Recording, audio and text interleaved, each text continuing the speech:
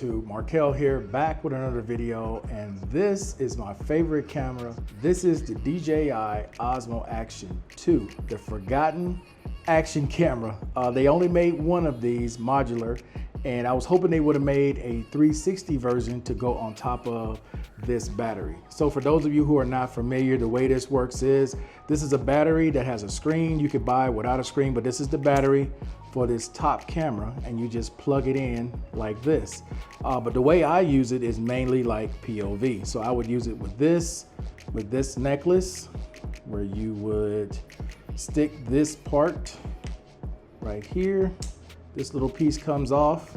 It goes on top like this. This piece would go underneath your shirt, and then it would just stick like this, and I would film just like this. Super easy, right? So about 90 to 95% of the shots you guys see, especially anything in POV, comes from this little camera. Okay, I have two of them, and that is because I made a mistake one day and plugged the one that this is the original one I had from back in November of 2021. So I made a mistake one day and plugged the battery like this into a Type-C to Type-C fast charger. That will destroy your battery. You have to plug this into a Type-C to USB, okay? And it comes with a USB charger like a lot of these action cameras do, so you gotta pay attention or you're going to destroy it. So what I ended up doing after I screwed the battery up was buy this little piece right here from Small Rig. And what it is it allows you to charge it by Type-C. So I would just take this, plug it on top, and then you can plug in Type-C here at the back and still use this device as normal, right? So when you turn it on, you can see, but that was kind of the difference. With this battery, you can tell where you were.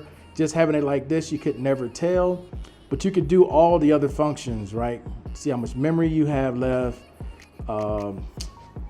you know, change your frame rates and all that good stuff. You can still watch any videos that you had on display. I don't have any, so that's why I won't show. You can change anything, your white balance, your exposure, colors, all of that. So you still had access to everything using it like this, but it just wasn't the same because I had got used to using it with this front screen. So then later on, I bought this one, okay? And using it with this piece, and these two pieces come with it. There's another piece that comes with it also, a little sticky that you can use, but these are the ones I mainly use.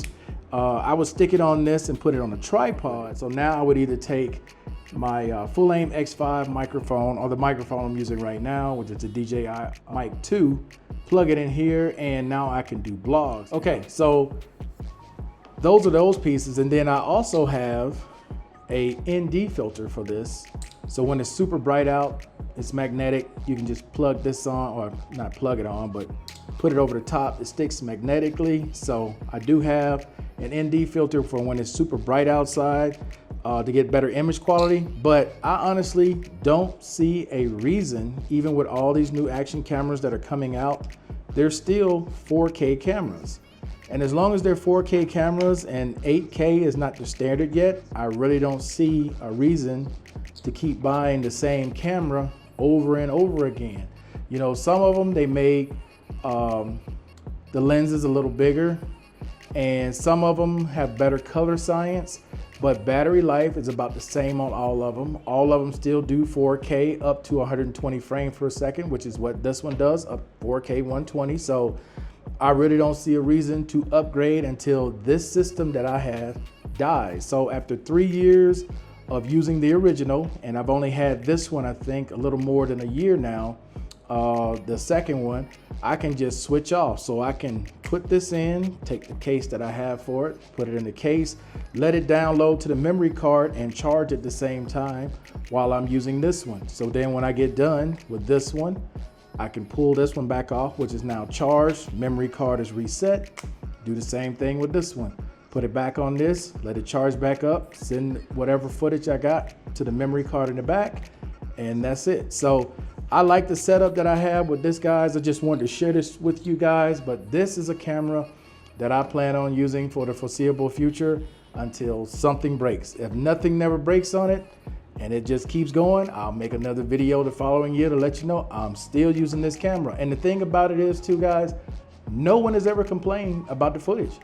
when I'm walking through a mall, or I'm walking through a store, or I'm walking through whatever park or amusement park or area or city that we're in, I'm mainly using this little camera unless I'm using the Insta, and normally with the Insta at the bottom, it'll say Insta 360 Go 2. I leave that watermark on there sometimes to distinguish, but you can kind of tell from the image quality which one is what.